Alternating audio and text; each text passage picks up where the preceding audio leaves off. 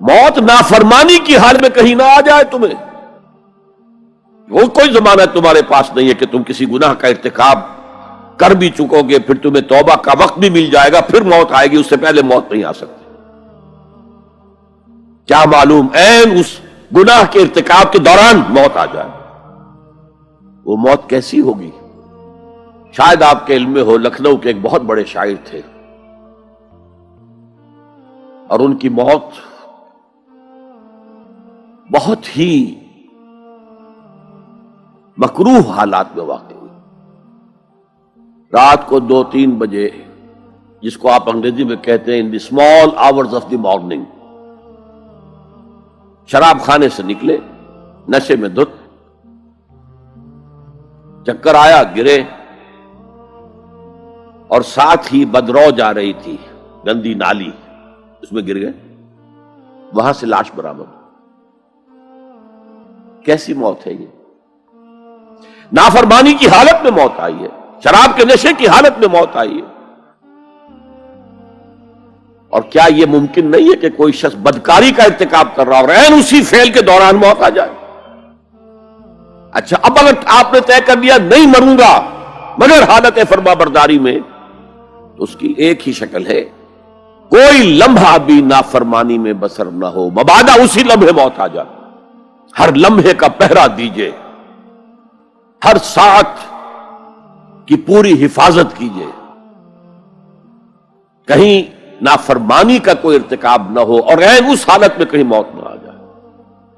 میں وہ حدیث آپ کو سنا چکا ہوں، لا یزنی الزانی حین یزنی وہو مومن، کوئی زانی حالت ایمان میں زنا نہیں کرتا، جب وہ زنا کر رہا ہوتا ایمان اس کے دل سے نکل کر اوپر سر پر منڈلاتا رہتا۔ کوئی چور حالت ایمان میں چوری نہیں کرتا، ولا یسرق السارق حین یسرق وہو مومن، کوئی شرابی حالت ایمان میں شراب نہیں پی سکتا، ولا یشرب الخمر حین یشرب وہو مومن۔ اگر ایمان بھی ہو دل میں اور یہ حرکات بھی ہو رہی ہو تو وہ ایمان 2 پیسے کا نہیں، 2 ٹکے کا نہیں، کیا اس ایمان کی قیمت ہے؟ کیا قدر و قیمت ہے اس کی؟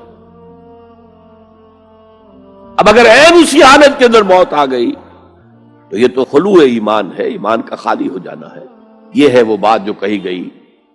اب یہ اسلام اور تقوی، ان دونوں کو یہاں نوٹ کر لیجئے۔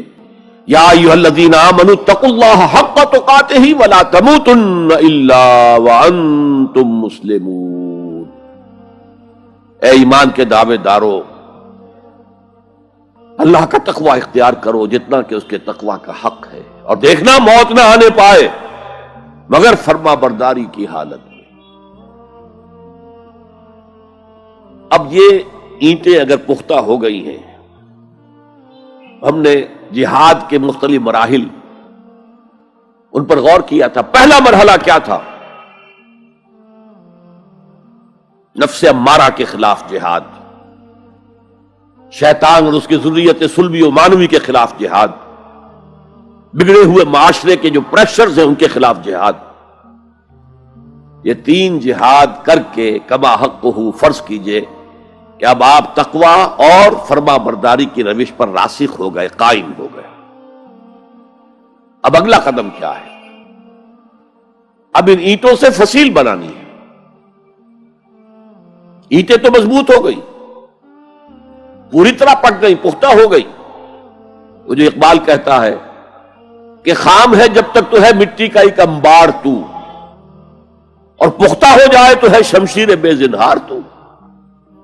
اور جس سے اکبر الہ آبادی نے بھی کہا ہے، اس سے بھی بہتر انداز میں کہا ہے، تو خاک میں مل اور آگ میں جل، جب خشت بنے تب کام چلے، ان خام دلوں کے عنصر پر بنیاد نہ رکھ، تعمیر نہ کر۔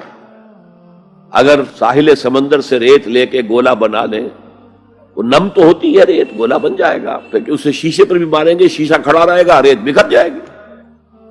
اسی گولے کو ذرا بھٹی میں ڈال کے پکا لو، روڑا بنا لو، تو خاک میں مل اور آگ میں جل، جب خشت بنے، جب اینٹ بنو گے تب کام چلے۔ اب اگر اسے مارو گے تو کوئی نتیجہ تو برآمد ہوگا کہ نہیں؟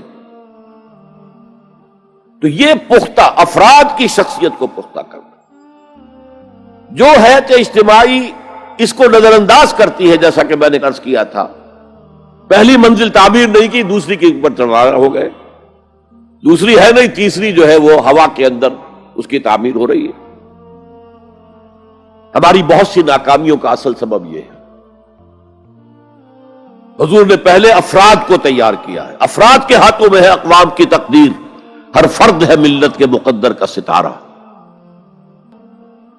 اور ہر حیات اجتماعی یا کوئی تنظیم ہو، کوئی جماعت ہو جو اسلام کی سربلندی کے لیے کام کرنا چاہیے، اسے سب سے پہلے پختہ کردار والے افراد تیار کرنے ہوں گے۔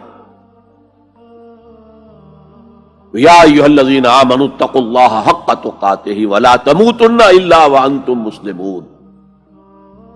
اب دوسرا نقطہ کیا ہے؟ ان کو جوڑنا ہے، اب اینٹوں کو جوڑنا ہے۔ And for that you need a cement substance۔ پچھلے زمانے میں چونا وغیرہ ہوتا تھا، چونے سے جوڑا جاتا تھا، آج کل سیمنٹ ہے۔ اگر یہ سیمنٹ سبسٹنس مضبوط ہے تو یہ فصیل اور دیوار مضبوط ہے، اگر یہ نہیں ہے تو چاہے اینٹیں پختہ ہو تب بھی سیلاب کا ریلا آئے گا، بہا کے لے جائے گا۔ اینٹوں کی پختگی کے ساتھ ساتھ ان کو جوڑنے والا مورٹر جو ہے اس کو بھی مضبوط ہونا چاہیے۔ اس لیے دوسرا نقطہ، یہ 6 نکاتی لائحہ عمل، 3 نکاتی لائحہ عمل۔ پہلا تقوی اختیار کرو اور اللہ تعالیٰ کی پوری فرما برداری اختیار کرو، کوئی لمحہ تمہارا نافرمانی میں نہ گزرے۔ اب وَاعْتَصِمُوا بِحَبْلِ اللَّهِ جَمِيعًا وَلَا تَفَرَّقُوا، چمٹ جاؤ اللہ کی رسی کے ساتھ مل جل کر اور تفرقے میں نہ پڑو۔ اعتصام عصمت سے بنا ہے، عصمت حفاظت کو کہتے ہیں۔ اعتصام حفاظت حاصل کرنا، جیسے آپ دیکھتے ہیں کہ کسی بچے کو اگر کوئی خوف لاحق ہو جائے، کوئی ڈرائے، وہ آئے گا، دوڑے گا، ماں کی گود میں آ کر ماں سے چمٹ جائے گا۔ وہ یہ سمجھتا ہے اپنے چھوٹے سے ذہن کے مطابق میں قلعے میں آ گیا ہوں۔ یہ دوسری بات ہے کہ کوئی سفاک انسان، جیسے فسادات ہوتے ہیں یا جیسا کچھ سن 47 میں ہوا تھا، کوئی سفاک بھیڑیا صفت انسان آئے، بچے کو کھینچے ماں کی گود سے، اچھالے اور کسی نیزے میں پرو لے۔ لیکن بچہ یہ سمجھتا ہے کہ میں آ گیا ہوں، پناہ میں آ گیا ہوں، قلعے میں آ گیا ہوں۔ تو یہ ہے اعتصام۔ اور عجیب بات یہ ہے کہ جو اس سورہ مبارکہ کی جو ہم نے شروع کی ہے آیات، وہاں سے ایک آیت پہلے جو ہے 10ویں رکوع کی آخری آیت، وَمَن يَعْتَصِم بِاللَّهِ فَقَدْ هُدِيَ إِلَىٰ صِرَاطٍ مُسْتَقِيمٍ۔ یہاں حبل اللہ نہیں ہے، جو اللہ کے ساتھ چمٹ جائے تو اس کی ہدایت تو ہو گئی صراط مستقیم کی طرف، اللہ سے جڑ جاؤ۔ سورہ حج کی آخری آیت کے بھی آخری الفاظ یہی ہیں، وَاعْتَصِمُوا بِاللَّهِ فَأَقِیمُوا الصَّلَاةَ وَآتُوا الزَّکَاةَ وَاعْتَصِمُوا بِاللَّهِ۔ وہ تمہارا پشت پناہ ہے، وہ مولاکم فنعم المولا ونعم النصیر، کیا ہی اچھا ہے وہ مولا، پشت پناہ، مددگار، حمایتی، کیا ہی اچھا ہے وہ مدد کرنے والا۔ تو وہاں پر بھی واعتصموا باللہ، وہی لفظ یہاں آیا، ومن یعتصم باللہ فقد ہدی الی صراط مستقیم۔ اب یہاں سوال پیدا ہوتا ہے وہ حبل اللہ کون سی ہے؟ اب اصول یہ سامنے رکھیے کہ قرآن مجید میں اگر محسوس ہو کہ کسی جگہ پر کوئی ابہام ہے، اجمال ہے، کہیں وضاحت کی ضرورت ہے، تو یہ حق ہی نہیں فرض ہے محمد الرسول اللہ صلی اللہ علیہ وسلم کا کہ اس کو بیان کریں، واضح کریں، تبیین کریں۔ انزلنا الیک الذکر لتبین للناس ما نزل الیہم، اے نبی ہم نے آپ کی طرف یہ الذکر اس لیے نازل کیا ہے کہ آپ لوگوں کے لیے واضح کریں وہ شے جو ان کے لیے نازل کی گئی، ان کی طرف بھیجی گئی۔ آج ایک عظیم ترین فتنہ ہمارے ہاں جو ہے وہ انکار حدیث کا ہے۔ وہ گویا کہ حضور کو یہ حق ہی دینے کو تیار نہیں۔ کہ قرآن مجید کی آیات کی توضیح کریں، تبیین کریں، جہاں کہیں کوئی سوال پیدا ہو اس کا جواب دیں. لیکن یہ جان لیجئے یہ حضور کا صرف حق نہیں، فرض. مجھے ایک بڑا تلخ تجربہ ہوا تھا لاہور میں 1973 میں، وہ جو عالمی کانفرنس ہوئی تھی لاہور میں، دنیا کے تمام مسلمان ملکوں کے سربراہ وہاں جمع تھے. تو اس زمانے میں اس آیت کا بڑا چرچا تھا، اخبارات میں بھی بڑے بڑے اشتہار شائع ہو رہے لوگوں کی طرف سے، وَاعْتَصِمُوا بِحَبْلِ اللَّهِ جَمِيعًا وَلَا تَفَرَّقُوا. رکشاؤں کے پیچھے بھی بینر لگے ہوئے ہیں، ٹیکسیوں کے پیچھے بینر لگے ہوئے ہیں، وَاعْتَصِمُوا بِحَبْلِ اللَّهِ جَمِيعًا. بینر آویزاں ہیں سڑکوں پر جا بجا. لیکن میں ایک پریس میں گیا کہ جہاں میری ایک کتاب چھپ رہی تھی اور تاخیر ہو رہی تھی، تو میں ذرا ان سے کہنے گیا جلدی کرو. وہاں ایک صاحب آئے ہوئے تھے اور بدقسمتی سے آزاد کشمیر، جو ہمارے ہاں آزاد کشمیر کہلاتا ہے، آپ کے ہاں وہ مقبوضہ کشمیر کہلائے گا، اس کے وہ محکمہ جو انفارمیشن ڈپارٹمنٹ کے سیکرٹری تھے، اہم تھے.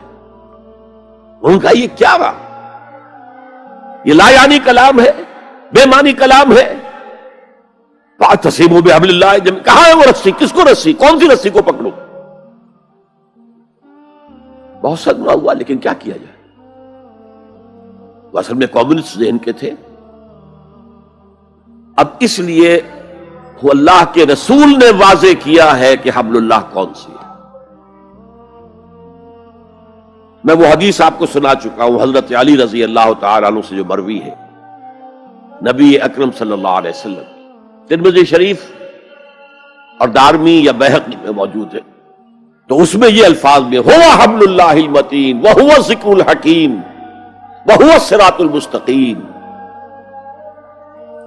حضرت علی فرماتے یہ ہے کہ میں نے سنا حضور نے ارشاد فرمایا ان قریب ایک بہت بڑا فتنہ رونما ہوگا، انہا ستکون فتنۃ. میں نے سوال کیا مل مخرج منہا یا رسول اللہ، اے اللہ کے رسول فرمائیے اس سے نکلنے کا راستہ کون سا ہوگا، مخرج کون سا ہوگا، ایگزٹ کون سا ہوگا.